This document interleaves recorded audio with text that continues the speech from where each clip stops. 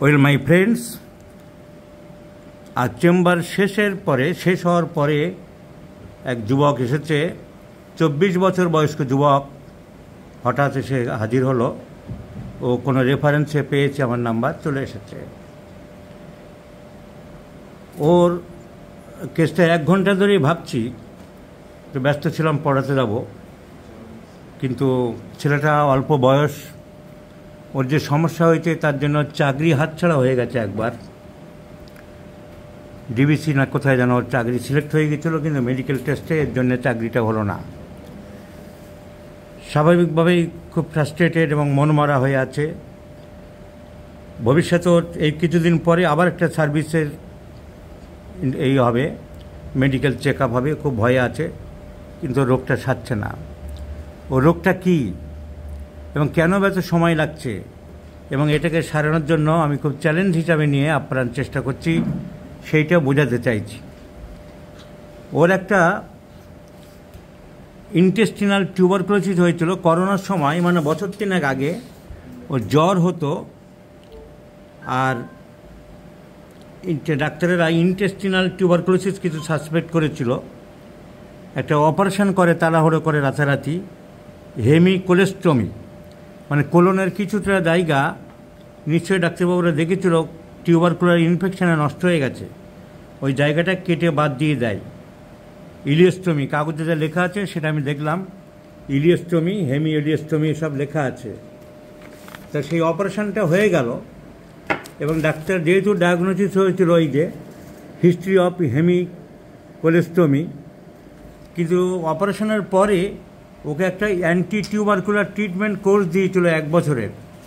বলে তোমার তো টিউবারকুলোসিসের জন্য এটা হয়েছে, কিছুটা জায়গা নষ্ট হয়ে গেছে ইন্টেস্টিনের, সেটা কেটে বাদ দিয়ে দিলাম, কিন্তু তোমাকে অ্যান্টি টিউবারকুলার ট্রিটমেন্টটা কন্টিনিউ করতে হবে। And he had completed the anti tubercular course. এই যে আমি ওকে মুখটা দেখাবো না, আমি ওর চাকরি বাকরি এখনও করবে, বিয়ে সাওয়া হয়নি, যুবক ছেলে। এই ওর চেহারাটা আছে এরকম। তো ওই anti tubercular treatment course complete করলো। আচ্ছা, তোমার এই জিনিসটা কি ওই ট্রিটমেন্ট অ্যান্টি টিউবারকুলার এটি ট্রিটমেন্ট চলাকালীন হলো না তার পরে হলো? তুমি এখানে দাঁড়াও, ভয়েসটা না শোনা যাবে না, আমি তোমাকে নিচ্ছি না। তারপরে হলো, you have completed the anti tubercular treatment, after that this what is called ulcer developed, তারপরে হলো। কিন্তু ওর অপারেশন হলো, অ্যান্টি টিউবারকুলার ট্রিটমেন্ট শেষ হয়ে গেল, কিন্তু আস্তে আস্তে ওর একটা অন্য জিনিস দেখা দিল, আম্বিলিকাল আলসার, আম্বিলিকাল ফিস্টুলা বা আলসার। কী হলো জিনিসটা আমি দেখাচ্ছি, দেখাও।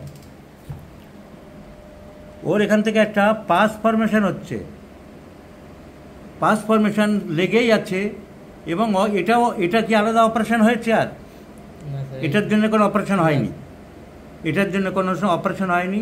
আচ্ছা, ওই যে অপারেশনটা হয়েছিল তোমার, ওটা কি বলে ওটাকে, মাইক্রো সার্জারি হয়েছিল। ও সেই জন্য ওখানে আম্বিলিকাস থেকে একটা ফুটো করতে হয়। তাহলে ওই আম্বিলিকা, ওই যে সেলাইয়ের দাগ দেখছি তো, এরা আম্বিলিকা যে দাগগুলো আছে টিসের, আম্বিলিকাস পয়েন্টে একটা ওরা 3-4টে ফুটো করতে হয়। একটা ফুটো, একটা ওপেনিং আম্বিলিকাস পয়েন্টে করতে হয়, কিন্তু সেইটা তার মানে ওই পয়েন্টটাই শুকাচ্ছে না, আলাদা করে হয়নি। ওই পয়েন্টটা ওর শুকাচ্ছে না, যে পয়েন্টটা থেকে what is called micro surgery, যে মাইক্রো সার্জারি হয়েছিল আম্বিলিকাসের ওখানে যে ওপেনিংটা করেছিল, সেটা ওর শুকালো না। তারপরে এই 3 বছর হয়ে গেল, 3 বছর হয়ে গেল, শুকালো না। এইটার জন্য অনেক অ্যালোপ্যাথি কোর্স করেছে, মেডিকেল কলেজ হসপিটালে এখানে ওখানে দেখাচ্ছে, কিন্তু এই সব পেপারস মেডিকেল কলেজের ট্রিটমেন্ট আছে, এই আমাদের মেডিকেল কলেজ হসপিটাল এই সমস্ত জায়গায় আছে, কিন্তু ওর এটা সারছে না। ছেলেটা খুব সমস্যায় পড়ে গেছে। 3.5 বছর ধরে মডার্ন মেডিসিনে একটা umbilical ulcer which is followed by the opening of operation micro surgery, সেটা শুকাচ্ছে না, সেখান থেকে পাস ফরমেশন হয়েই চলেছে। তাহলে মেডিকেল সায়েন্স তো এখনও অনেক অসহায় হয়ে আছে। ও তো নয় যে চিকিৎসা করেনি, তা নয়, নো ট্রিটমেন্ট বলা যাবে না। কোনো হাতুড়ে ডাক্তার বা যে কেউ জানে না গ্রামে ফেলে যা কিছু করে, তা নয়, ম্যাল ট্রিটমেন্টও বলা যাবে না। He had treated with medical physicians of the renowned AMRI hospital, medical college hospital, কিন্তু যাচ্ছে না। এখন হতাশা হয়ে চাকরি বাকরিও এর জন্যে ভালো ছেলে, মেরিটোরিয়াস ইঞ্জিনিয়ার ছেলে, কিন্তু এই রামকৃষ্ণ মিশন থেকে ইঞ্জিনিয়ারিং পাস করেছে, ব্রিলিয়ান্ট ছেলে, অথচ তার এই রোগের জন্য চাকরিটাও পাচ্ছে না, বয়স হয়ে যাচ্ছে। তো লাইফটা একটা পেন্ডুলাম অবস্থার মধ্যে রয়েছে। এই অবস্থায় আমার খোঁজ পেয়ে এসেছে। তাহলে আমার উপর একটা বিরাট দায়িত্ব বর্তালো যে ছেলেটিকে একটা নবজীবন দান করে দেয়, চাকরি পেতে পারে, ওর জীবনের স্বাচ্ছন্দ্য আসে। তাই আমি অনেকক্ষণ ধরে চেষ্টা করছি কি কারেক্ট ওষুধ দেওয়া যায়। আমি আমার হোমিওপ্যাথিতে যা সিমটম কালেকশন করলাম, তাহলে আমি কি পেলাম? একটা ফিস্চুলা বা আলসার যা শুকাচ্ছে না, নন হিলিং আলসার, 3.5 বছর ধরে চলছে, এইটাই ওর মেন সিমটম। এবং ডিসচার্জে যার অফেন্সিভ, দাঁড়াও, ডিসচার্জটা খুব অফেন্সিভ বলেছে, তো দেখাতে হবে না, তোমার ভয়েসটা আমি নেবো, ডাক্তারদের শেখাচ্ছি, তাদের মেলে আমার সাথে। তুমি ডিসচার্জটা খুব অফেন্সিভ বলেছ, is it sure? Discharges are very offensive. এই পাওয়া গেল। আর পাওয়া গেল ওর প্রত্যেকবার খাওয়ার পরে, after every eating, every food, after dinner, lunch, ওর একটা লুজ স্টুল হয়। তার মানে একটা অ্যাবিবিয়াসিস আছে, খাওয়ার পরে লুজ স্টুল হয়, অল্প স্টুল হয়, কিন্তু এই টেন্ডেন্সিও রয়ে গেছে। ওর প্রেজেন্ট সিমটমসের মধ্যে এই দুটো, এই নন হিলিং আলসার আর খাওয়ার পরে পায়খানা পেয়ে যায় বা মলত্যাগের বেগ আসে। ওর হোমিওপ্যাথিক জেনারেল সিমটম আমরা পেলাম যে গরম মোটামুটি বেশি, গরম একটু বেশি, পিপাসা ভালো, মিডিয়াম, এগুলো ঠিক আছে তো?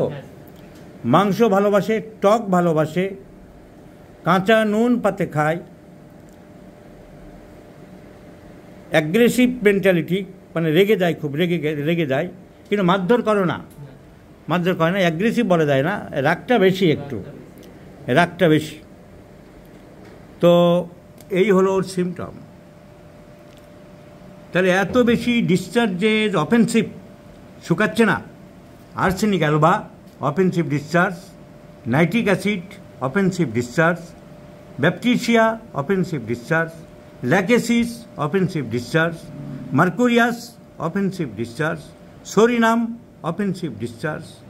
তাহলে এগুলোর মধ্যে আমার আর্সেনিক যদি ধরি, পেশেন্ট তো চিলি নয়, ওকে ভালো করে জানলাম। তাহলে অন্য সিমটমগুলো যখন ভেরিফাই করব, হি ইজ নট ফ্যাস্টিডিয়াস, অত পরিষ্কার পরিচ্ছন্ন গুছানো নয়, অত বেশি টেনশন ওর নেই, চাকরি বাকরি পাচ্ছে না, এর জন্য আটকে আছে, চিকিৎসা করছে এই পর্যন্ত, ট্রিমেন্ডাস টেনশন অ্যাংজাইটি অত বোঝা গেল না, ফ্যাস্টিডিয়াসনেস নেই, চিলিনেস নেই, আর্সেনিক কাট, আর্সেনিক বাতিল হয়ে গেল। নাইট্রিক অ্যাসিড আমি ভেবেছিলাম, নাইট্রিক অ্যাসিডের এরকম ডিসচার্জ অফেন্সিভ আছে। আর একটা সিমটম নাইট্রিক অ্যাসিডের ক্রেভিং ফর সল্ট, লবণ খেতে চাই। কিন্তু নাইট্রিক অ্যাসিডের আরেকটা সিমটম ছিল, কি যেন পেলাম, ওই ইরিটেবল টেম্পারামেন্ট ছিল। আর একটা মেন পেয়েছিলাম, দুধ সহ্য হয় না বলেছে। দুধটা খেলে তোমার কি হয়? Milk aggravates nitric acid. কিন্তু নাইট্রিক অ্যাসিড ভেরি সেন্সিটিভ হতে হবে, ওর স্প্রিন্টার লাইক একটা পেন থাকবে, কোনো পেন নেই, সেন্সিটিভনেস নেই। এই চিন্তা করে নাইট্রিক অ্যাসিড আমি কেটে দিলাম। হিপার সালফারের কিছু সিমটম পেতে পারি, কিছু কি হিপার সালফার খুব একটা নেই। আমাদের যে ছেলেটি কেস টেকিং করেছে, ও লিখেছে খুব অ্যাগ্রেসিভ বিহেভিয়ার, মেন্টালিটি, হিপার সালফারের ট্যালেন্টুল এসব থাকে, অতটা নেই যা দেখলাম। তার এদিকে চিলিনেস নেই, একমাত্র একটু টক ভালোবাসে। আর তেমন কিছু আমি হিপার সালফারের পেলাম না। তো হিপার সালফার কাট আউট। টিউবারকুলোর নাম আমি ভাবতে পারি, তার কারণ হিস্ট্রি অফ টিউবারকুলোসিস, ও তো টিউবারকুলোসিস হিস্ট্রি আছে, বংশের কারণ নেই। সর্দি কাশি মাঝে মধ্যে অত লাগে না, কিন্তু মাঝে মধ্যে টনসিল একটু এফেক্ট করে। বেড়াতে ভালোবাসে বলল, খুব ভালোবাসো বেড়াতে, ডিডিআর ফর ট্রাভেলিং। তাহলে টিউবারকুলোর নাম, এবং টিবি হয়েছিল, তারপরে অপারেশন হলো, তারপর থেকে সারছে না, আমি টিউবারকুলোর নাম ভাবতে পারি, টিউবারকুলোর নাম ভাবতে পারি। কিন্তু আর একটা ওষুধ আমার মাথায় আসছে, সেটা হলো পেনলেস, ব্যথা খুব একটা নেই, ulcer, painless, Lachesis, phosphoric acid. Ulcer, painless, Lachesis, phosphoric acid, silicea, এসব ওষুধ আছে। কিন্তু সাইলিশিয়ার অন্য সিমটম কিছু নেই, ফসফরিক অ্যাসিডের সিমটম কিছু নেই। ল্যাকেসিস তো পেনলেস এবং একটা বহু পুরানো আলসার যাচ্ছে না, এরকম পুরানো কেস আলসার ল্যাকেসিস কথা ভাবতে পারে। কিন্তু জিজ্ঞাসা করে জানলাম কয়েকটা সিমটম, নট ফেস ইজিলি। দাঁড়াও, স্ট্যান্ড আপ। তোমাকে আগে যা জিজ্ঞাসা করেছিলাম সেটা আবার জিজ্ঞাসা করতে চাইছি। অতি সহজে মানুষকে বিশ্বাস করতে পারো না চট করে বিশ্বাস আসে না? বিশ্বাস আসে না। তাহলে সাসপিশিয়াস মেন্টালিটি কিছুটা পেলাম, নট ফেস ইজিলি। আচ্ছা, তুমি বসার জন্য তো ব্যস্ত হচ্ছে কেন? এই ছেলেটা তো এখন মনে হচ্ছে ছালফাল লাগবে আবার, কেন দাঁড়াতে পারে না। যতবার দাঁড়াতে বলছি 5 বারই বসার জন্য বসতে। তুমি কি বেশিক্ষণ দাঁড়াতে পারো না? কষ্ট হয় নাকি? তাহলে standing is the worst position. Sulphur ডাক্তারদের এরকম চোখ কান খোলা রাখতে হয়। এটা একটা সালফারের সিমটম, আমি দেখছি চোখের সামনে। তো সালফারকে অবজ্ঞা করা উচিত না, অন্য পরে ভাবতে হবে। তো যাই হোক, তোমার এই যে পাস ফরমেশন হয় সকাল, দুপুর, সন্ধে, রাত্রি, ঘুমের আগে, ঘুমের মধ্যে, ঘুমের পরে, এরকম কিছু বেশি কম বোঝো? বেশি কম কোন সময় হয় বুঝতে পারো? বেশি কম তো বুঝতে পারি। তুমি কখন বেশি দেখো? বেশি দেখি আর্লি মর্নিং, ঘুম থেকে ওঠার পরে। Slip after aggravates. তাহলে ডিসচার্জটা অফেন্সিভ, স্লিপ আফটার অ্যাগ্রাভেটস পেয়ে গেলাম, সহজে সবাইকে বিশ্বাস করে না পেয়ে গেলাম, হট পেশেন্ট পেয়ে গেলাম। So Lachesis may be the choice of remedy. So Lachesis এবং টিউবারকুলিনাম আমি অ্যানালিসিস করে, একে বলা হয় অ্যানালিসিস অ্যান্ড ইন্টারপ্রিটেশন, দুটো ওষুধই আসছে, ল্যাকেসিস এবং টিউবারকুলিনাম। টোটালিটি বেশি ল্যাকেসিস। টিউবারকুলিনাম কজেশন টিউবারকুলোসিস হয়েছিল, সর্দি কাশি মাঝে মধ্যে লাগে, বেড়াতে একটু ভালোবাসে একটু। আচ্ছা, ল্যাকেসিসের আরেকটা সিমটমকে জিজ্ঞাসা করব, তুমি জামা কাপড়, আন্ডারওয়্যার এসব ঢিলে ঢালা পছন্দ করো না খুব টাইট হলে তোমার ভালো লাগে? লুজ ভালো লাগে। So prefers loose garments. Suspicious mentally, সহজে কাউকে বিশ্বাস করতে পারে না। গরম বেশি, রোদ সহ্য করতে পারো? ধূপ অত সহ্য হয় না। So not face easily, desire for loose garments, chronic ulcer, painless ulcer. So, may I prescribe Llakesis in 50 millisiemens scale of potency? If fails, when the well selected remedy fails, with the history of tuberculosis in the past or family, I may think of tuberculinum. Now the totality, আমি সহজে কাউকে বিশ্বাস করতে পারি না, আমি কাপড় চোপড় টাইট পছন্দ করি না, আমার গরম একটু বেশি আছে, আমি ধূপ বা রোদ খুব একটা ভালোবাসি না। সো আবার ল্যাকেসিসে দেখে নিলাম diarrhoea, loose stool after every eating, আমি দেখলাম সেটা ল্যাকেসিসে আছে। ল্যাকেসিস সেকেন্ড গ্রেডে আছে। Rectum diarrhoea, eating after Llakesis is there. So let's prescribe Llakesis in 50 millisiemens scale of potency. এটা একটা চ্যালেঞ্জিং কেস, এটা যদি সুস্থ করে দেয় তাহলেই তো হোমিওপ্যাথির সাফল্য, তাহলে তো বুক ফুলিয়ে বলতে পারবো 3.5 বছর ধরে অ্যালোপ্যাথিক বড় বড় বা হসপিটালের ডাক্তারবাবুরা, লেম্যান নয়, কোয়ালিফাইড সার্জেনরা এবং তাদের মডার্নাইজড মেডিসিন দিয়ে যা করতে পারেনি, হোমিওপ্যাথিতে এই কেস যদি সুস্থ হয় তবেই তো আমরা বলতে পারবো বুক ফুলিয়ে, তবেই তো আমরা সাংবাদিক সম্মেলন করতে পারবো, তবেই তো আমরা বিজ্ঞানের হোমিওপ্যাথি বিজ্ঞান ভিত্তিক এবং রোগ সারাতে পারি বলতে পারবো। আমাদের রেজাল্ট দেখাতে হবে। দেখি, আশা করছি আমি এই কেসে সাকসেস হব। ল্যাকেসিস ফেল করলে টিউবারকুলিনাম অবধারিত। সো তোমার কেসটা তুমি দেখলে কত সময় নিলাম মনে হলো? 1.5 ঘন্টা। 1.5 ঘন্টা সময় নিয়ে ছেলেটাকে আমি দেখলাম, কারণ এটা একটা challenging case, challenging in both sides, 2 sides.